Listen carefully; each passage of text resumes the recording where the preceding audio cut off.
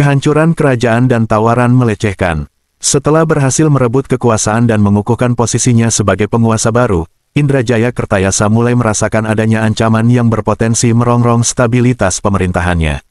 Beberapa abdi setia raja yang masih hidup terus memberikan perlawanan secara diam-diam. Mereka berkumpul dalam bayang-bayang, merencanakan cara untuk menggulingkan Indrajaya dan mengembalikan tahta kepada raja yang sah. Indrajaya menyadari bahwa selama raja masih hidup, loyalis raja akan terus berjuang dengan harapan suatu hari bisa membebaskan dan mengembalikan raja ke tahtanya. Setiap desas-desus tentang gerakan perlawanan yang muncul hanya semakin mempertegas betapa mendesaknya situasi ini. Ada beberapa faktor yang menjadi pertimbangan Indrajaya untuk mengeksekusi raja. Pertama, keberadaan raja di penjara terus memicu semangat perlawanan di antara abdi setia. Mereka melihat raja sebagai simbol perlawanan dan harapan untuk masa depan yang lebih baik. Kedua, dengan mengeksekusi raja, Indrajaya berharap dapat menghancurkan semangat perlawanan dan memastikan stabilitas pemerintahannya. Eksekusi ini diharapkan menjadi peringatan keras bagi siapapun yang berani melawan. Ketiga, Indrajaya juga perlu menunjukkan kekuatannya di hadapan pasukan dan pejabat istana. Keputusan untuk mengeksekusi raja adalah cara untuk menunjukkan bahwa ia adalah penguasa yang tegas dan tidak segan-segan mengambil tindakan ekstrim demi mempertahankan kekuasaannya. Indrajaya mengumpulkan para penasehatnya untuk mendiskusikan rencana eksekusi. Mereka merancang skenario di mana raja akan dibawa keluar dari sel tahanannya dan dieksekusi di alun-alun istana, di hadapan para prajurit dan rakyat. Ini dilakukan untuk memastikan bahwa pesan dari tindakan ini sampai ke semua pihak yang masih berniat melakukan perlawanan. Hari yang ditentukan telah tiba. Matahari belum sepenuhnya terbit ketika lonceng istana mulai berdentang, memanggil semua prajurit dan rakyat untuk berkumpul di alun-alun utama. Suasana tegang menyelimuti udara. Bisikan dan rasa cemas menyebar di antara kerumunan yang berkumpul untuk menyaksikan momen yang akan menentukan masa depan kerajaan. Di atas panggung yang telah disiapkan, Indrajaya berdiri dengan penuh wibawa. Pakaian kebesarannya bersinar di bawah cahaya pagi yang redup. Dengan suara yang lantang dan tegas, ia mulai berpidato. Wahai rakyat dan prajurit yang setia, hari ini kita berkumpul untuk menandai akhir dari era lama dan awal dari era baru. Raja yang telah mengkhianati kita, yang telah menindas rakyat dengan kekuasaannya, akan menerima hukuman yang setimpal. Demi kedamaian dan stabilitas kerajaan kita, tindakan ini harus diambil. Dua prajurit menyeret raja yang sudah lemah dan terikat keluar dari selnya. Langkahnya terseok-seok, namun wajahnya masih memancarkan keberanian terakhir. Raja dipaksa berlutut di tengah panggung, di hadapan seluruh rakyat dan prajurit yang kini menyaksikan dengan penuh perhatian. Indrajaya memberikan isyarat, dan Algojo yang sudah siap dengan pedang terhunus maju ke depan. Raja menatap rakyatnya untuk terakhir kalinya, seolah mencari wajah-wajah yang masih setia padanya. Suara gemuruh dari kerumunan perlahan menghilang, digantikan oleh keheningan yang mencekam. Dengan satu ayunan pedang, eksekusi pun dilaksanakan. Kepala raja terjatuh ke tanah, dan tubuhnya ambruk. Darah mengalir di atas panggung, mengakhiri era pemerintahan raja. Reaksi rakyat bercampur aduk. Beberapa dari mereka menangis, berduka atas kehilangan pemimpin mereka yang meskipun telah dijatuhkan, tetap dihormati oleh sebagian. Ada yang merasa lega, percaya bahwa eksekusi ini adalah langkah yang diperlukan untuk memastikan perdamaian dan keamanan. Namun, ada juga yang marah, menyimpan dendam yang dalam terhadap Indrajaya dan pengikutnya. Indrajaya mengamati reaksi kerumunan dengan tatapan tajam. Ia tahu bahwa langkah berikutnya sangat penting untuk memastikan kekuasaannya tetap stabil. Hari ini, kita telah menghapus ancaman terbesar bagi kerajaan kita. Mari kita bersatu di bawah pemerintahan baru, untuk membangun masa depan yang lebih baik dan lebih makmur bagi semua. Jangan biarkan darah yang tumpah hari ini sia-sia. Bersama, kita akan mencapai kejayaan. Setelah eksekusi, suasana di istana tetap tegang. Para prajurit berpatroli dengan kewaspadaan tinggi, sementara rakyat kembali ke rumah mereka dengan berbagai perasaan yang berkecamuk. Meskipun Indrajaya telah berhasil menumpas simbol perlawanan terbesar, bibit-bibit ketidakpuasan dan ketakutan tetap ada di kalangan rakyat. Dalam diam, banyak yang bertanya-tanya, apakah tindakan ini benar-benar akan membawa kedamaian, atau justru menanamkan benih-benih pemberontakan baru di masa depan. Indrajaya, meski tampak puas dengan keberhasilannya, menyadari bahwa perjalanannya masih panjang dan penuh tantangan. Setelah eksekusi raja yang penuh darah dan kontroversi, Indrajaya kembali ke istana dengan satu agenda penting lagi yang harus diselesaikan, nasib ibunya, sang ratu. Dalam ruang penjara yang kini terasa sunyi, Indrajaya menatap ibunya dengan tatapan tegas. Sang ratu, yang wajahnya memancarkan kesedihan mendalam atas kehilangan suaminya, duduk dengan anggun namun penuh duka. "Ibuku," kata Indrajaya dengan nada yang sedikit melunak, meski tetap tegas. "Aku menawarkan padamu kesempatan untuk tetap tinggal di istana sebagai permaisuri baru. Dengan posisimu itu, kau akan tetap memiliki kehormatan dan perlindungan." Ratu mengangkat wajahnya yang penuh air mata. Matanya merah dan lelah, tetapi tetap memancarkan keberanian dan kebangsawanan yang selama ini ia tunjukkan. Ia menatap putranya dengan penuh kesedihan dan ketegasan. "Indrajaya, kau adalah darah dagingku. Bagaimana mungkin aku menjadi permaisuri bagi putraku sendiri? Apa yang kau tawarkan adalah penghinaan terhadap suamiku dan ayahmu, serta terhadapku sebagai ibumu." Ratu merasakan kesedihan yang luar biasa. Kehilangan suami tercintanya telah menghancurkan hatinya.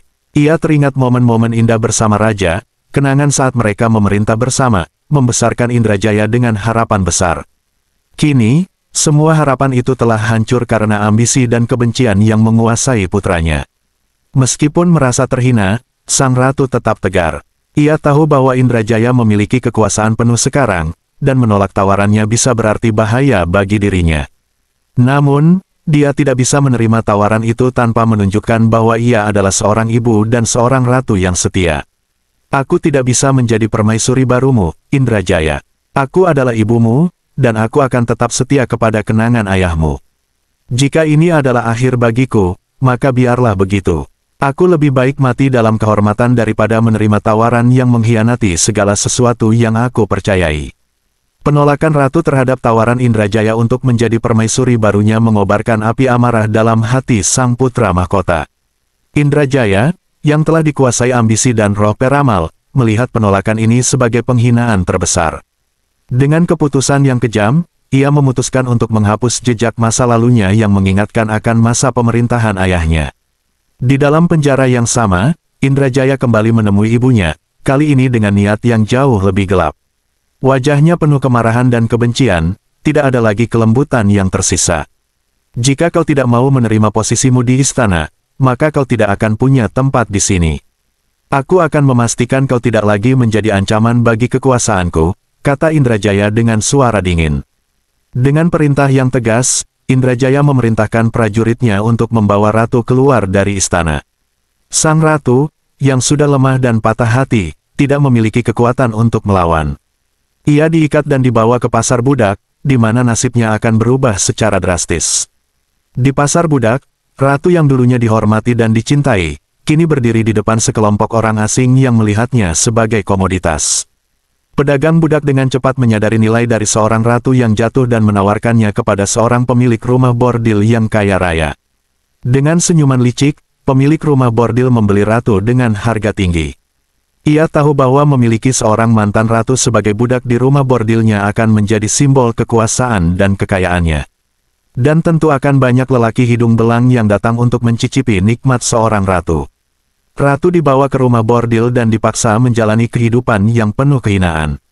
Di tempat itu, ia diperlakukan dengan kejam dan tidak manusiawi. Setiap hari, ia diingatkan akan kebesaran masa lalunya dan kehancuran masa kininya.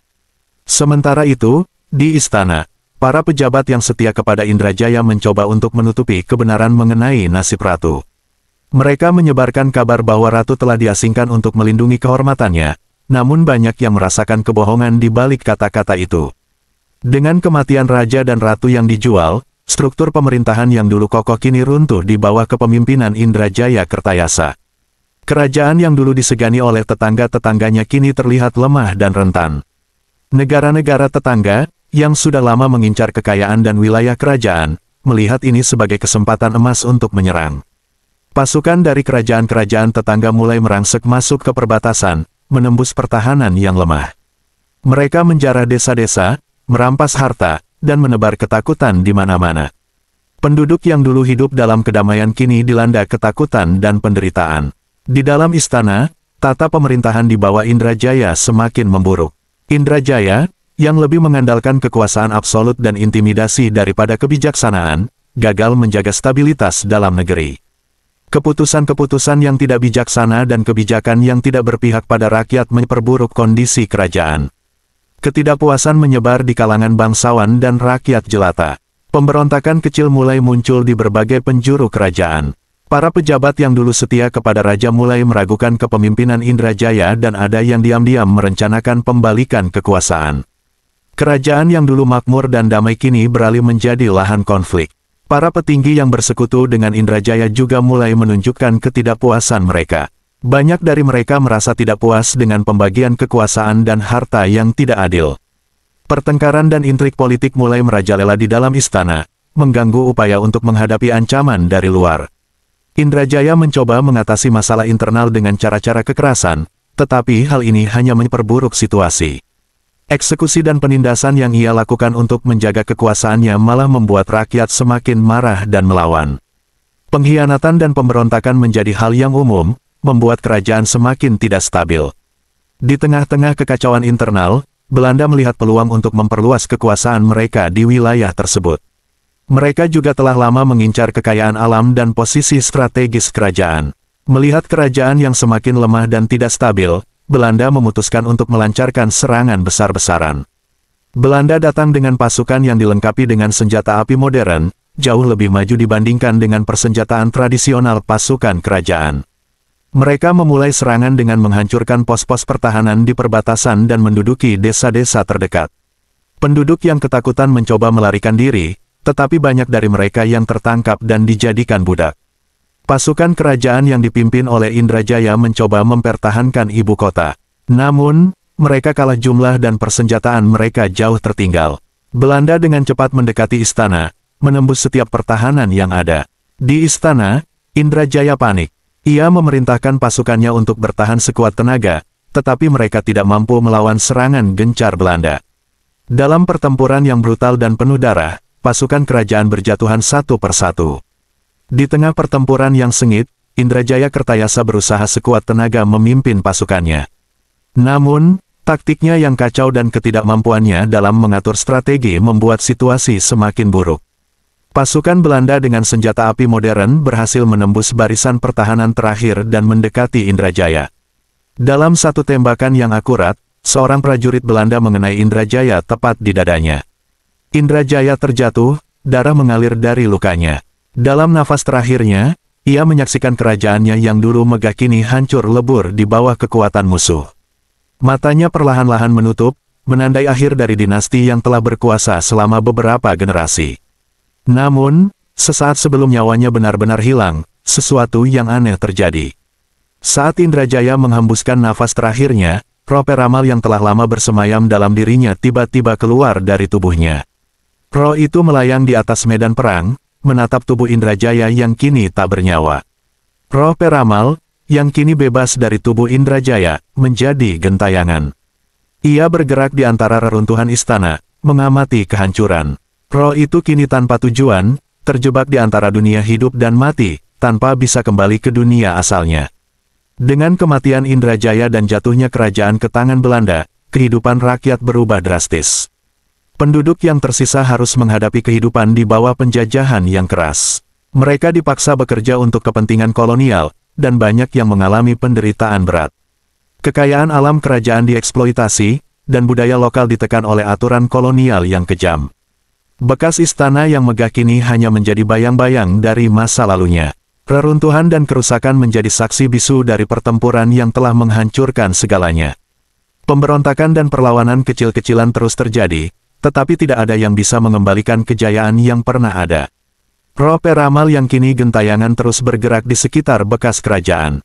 Ia menyaksikan penderitaan rakyat dan kehancuran yang terjadi. Roh itu menyesali tindakannya, menyadari bahwa sumpahnya telah membawa kehancuran bagi banyak orang. Namun, ia tidak bisa kembali dan memperbaiki kesalahannya. Ia terjebak dalam penyesalan abadi, gentayangan di tempat yang dulunya penuh kemegahan dan kini hanya menyisakan kepedihan. Kerajaan yang pernah berdiri megah kini hanya tinggal kenangan, dan rakyatnya harus menjalani hidup di bawah bayang-bayang penjajahan. Indrajaya yang dulu diharapkan menjadi penerus yang hebat, kini dikenang sebagai pemimpin yang membawa kehancuran bagi negerinya. Dan roh peramal, yang pernah memiliki ambisi besar, kini terjebak dalam penyesalan yang tak berujung.